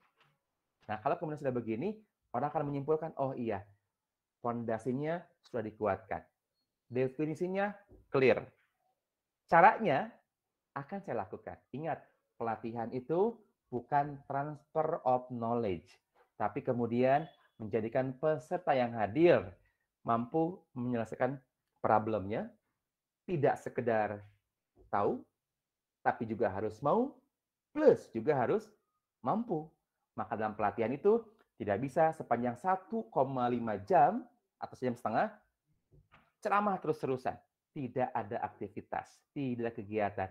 Maka dalam membuat modulnya, dilakukan apa yang dilakukan ketika poin ini dilakukan. Saya biasanya, contoh nih, berkatalah yang menyentuh hati. Setelah saya menyampaikan materinya, maksudnya apa, pentingnya apa, contohnya apa, saya minta ke peserta yang hadir di pelatihan saya, ayah bunda yang bawa handphone, mana coba angkat handphonenya, diangkat handphone sama mereka. Sekarang bagi Anda yang punya putra-putri dan pegang handphone di rumahnya, ayo silakan telepon mereka hari ini. Kita akan coba bagaimana caranya berkata yang menyentuh hati. Langsung dipraktekkan sama mereka. Kalau tidak praktekkan, mereka nggak akan ngerasa, itu mah kata Anda saja, kata itu berpengaruh bagi anak-anak. Saya mah tidak. Tapi dipraktekkan dulu di tempat pelatihan itu. Dipraktekkan, dilakukan. Baru itu sebuah pelatihan. Kalau kemudian hanya ceramah saja, bukan pelatihan. Pertanyaan saya, training instruktur, pelatihan bukan?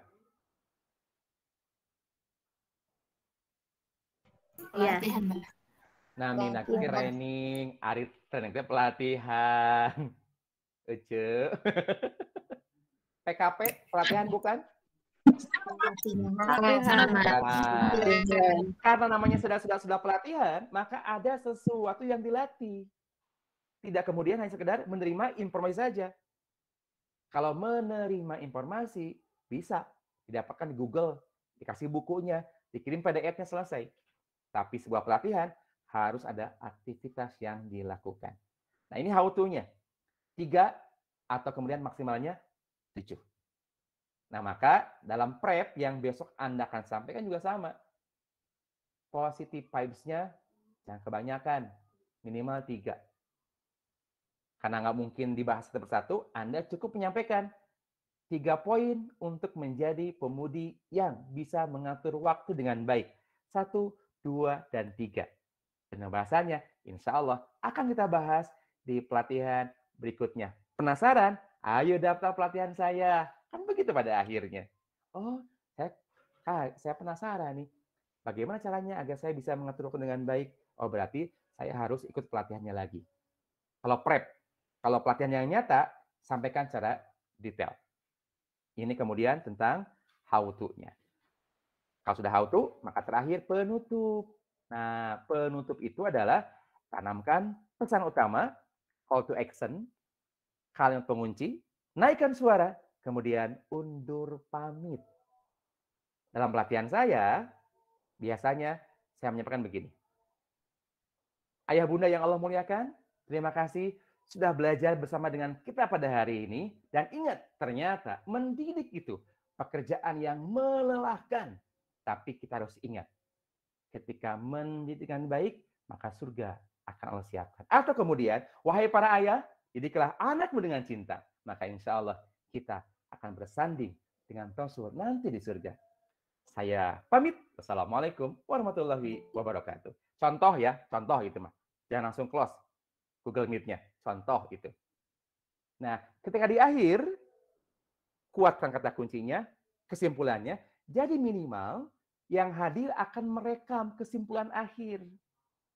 Boleh dengan quote, boleh dengan ikrar, boleh dengan lagu, boleh dengan pantun.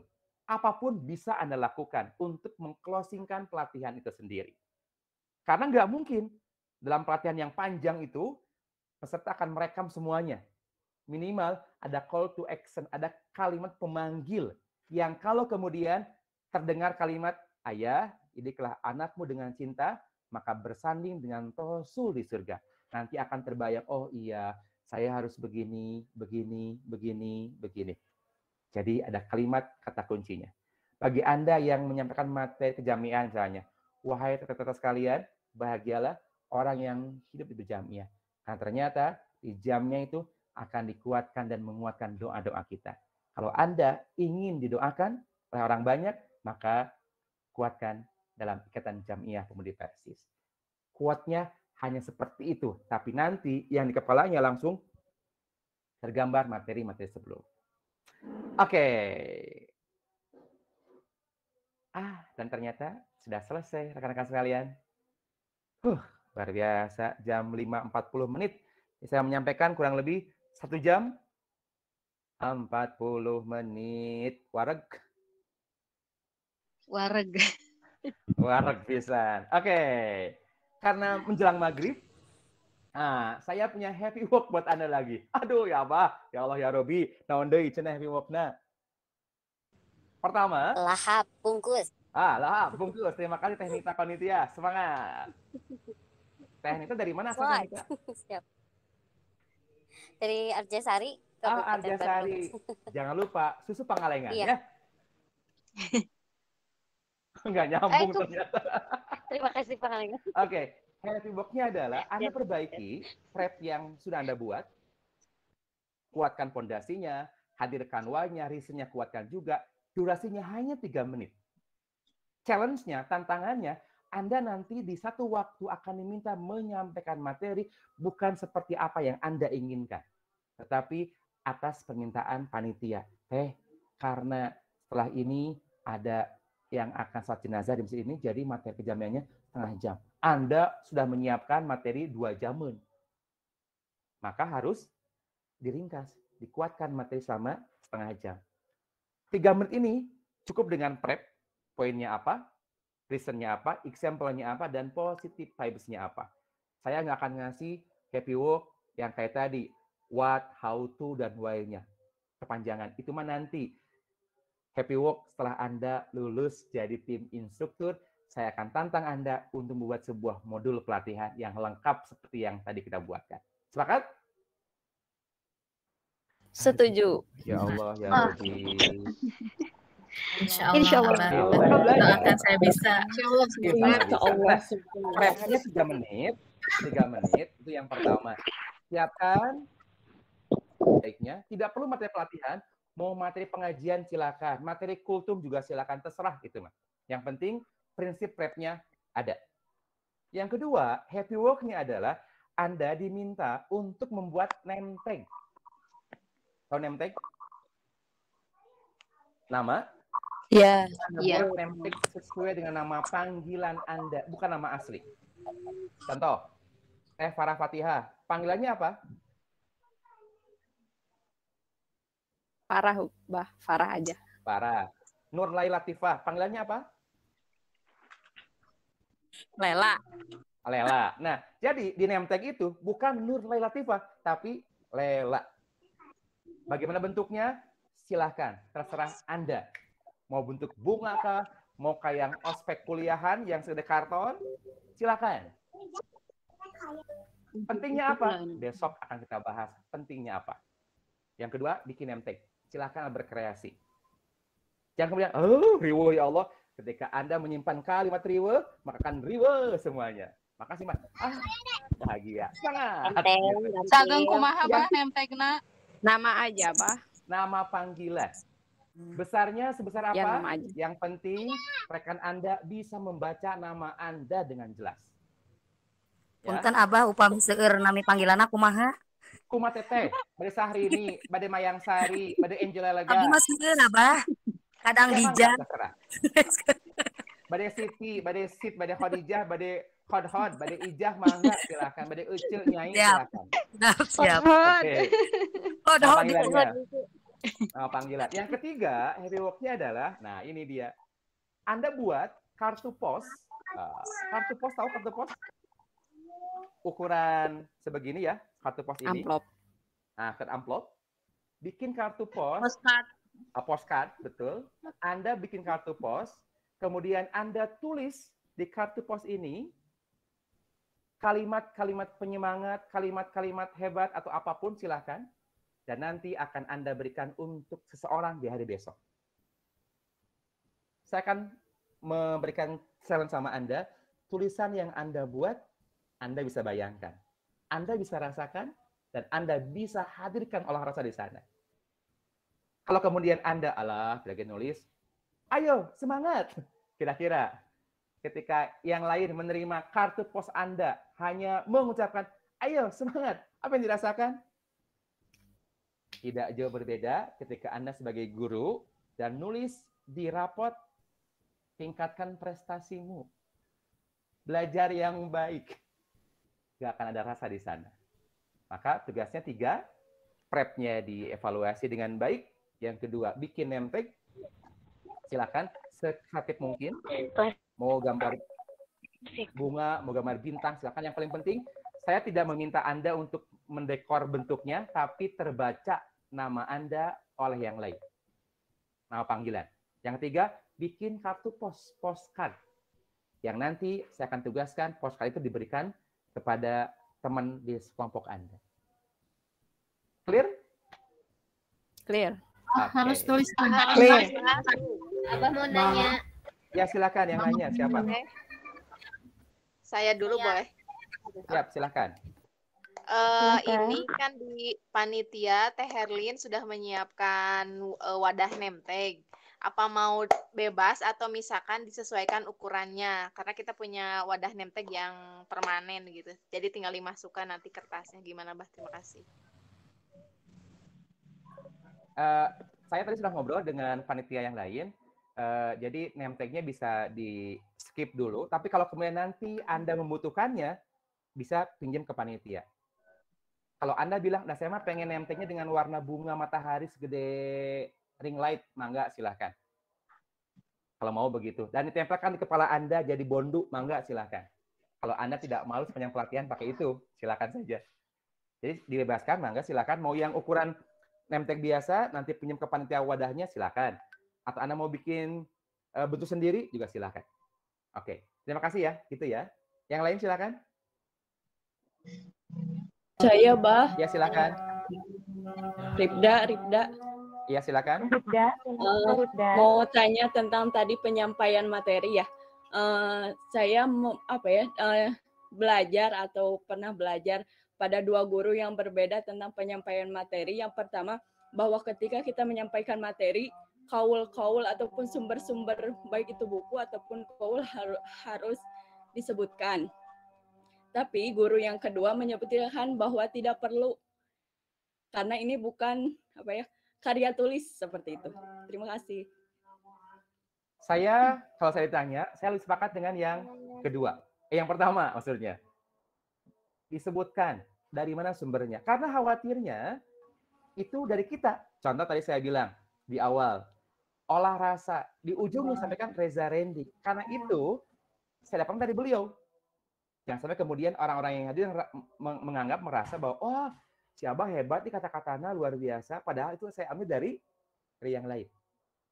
Kalau kemudian Anda mau ngambil plek-plek, maka munculkan Anda mengambil kata itu dari siapa. Tapi kalau Anda kemudian mau meramunya lagi, dan itu adalah hasil Anda meramu, ya nggak apa-apa. Karena kita pun juga harus menghargai, memberikan adab ya, terutama bagi mereka yang sudah memberikan ilmu pada kita. Saya lebih sepakat yang pertama. Meskipun juga bukan karya tulis, tetapi ini sebuah adab. Begitu. Itu tarif saya. Terima kasih, Bah. Oke, silakan. Cukup, Bah? Satu lagi, Bah. Tapi jawabnya nanti. Boleh nanti, tapi disampaikan sekarang.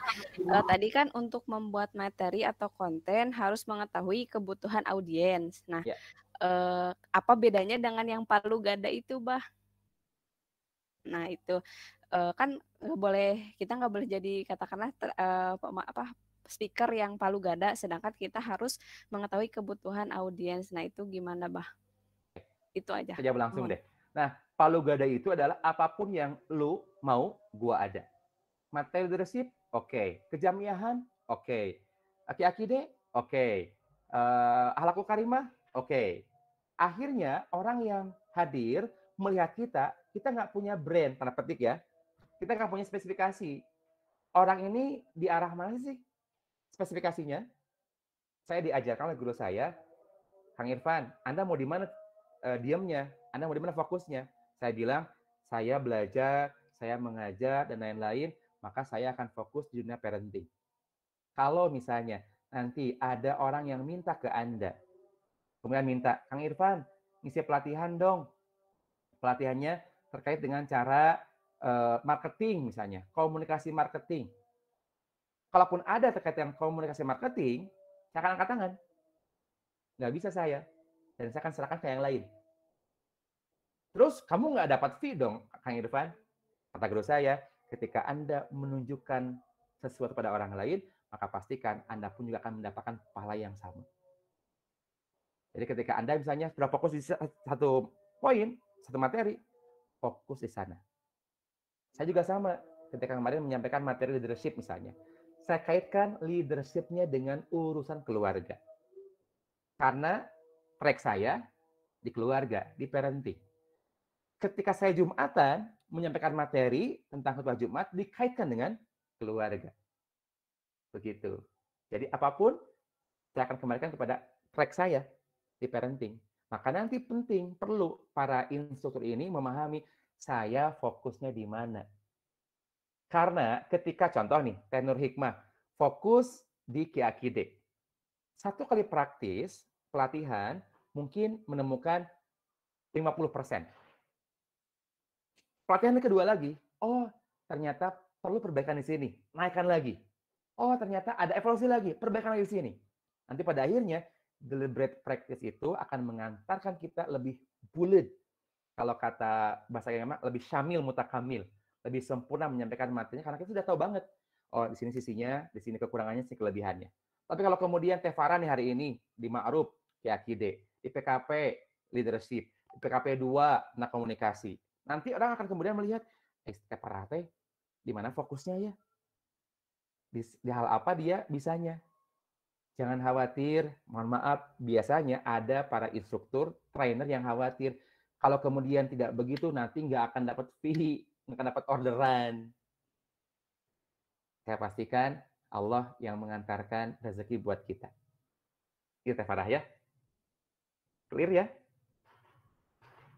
Banget, Wah. Oke, siap. Terima kasih. Sudah maghrib ini di tempat saya, sudah azan. Terima kasih atas waktu yang luar biasa sore hari ini. Mudah-mudahan insya Allah kita akan bertemu besok ya, dengan keadaan yang jauh lebih bahagia lagi, dan siap-siap dengan tantangan lagi di hari besok. Tantangannya 3 poin hari ini, dan di hari besok di pertemuan kita masih ada challenge yang lain. Mohon izin, saya akan hadir lebih awal di hari besok, di tempat pelatihan Anda, mungkin sebelum zuhur saya akan hadir. Saya akan memantau dulu bagaimana kondisinya, situasinya, dan memetakan apa yang perlu saya lakukan. Ini bagian dari pembelajaran buat kita semuanya. See you tomorrow at Lembang, insya Allah. Mudah-mudahan sehat semuanya. Stay happy and stay healthy. Wassalamualaikum warahmatullahi wabarakatuh. Waalaikumsalam warahmatullahi wabarakatuh.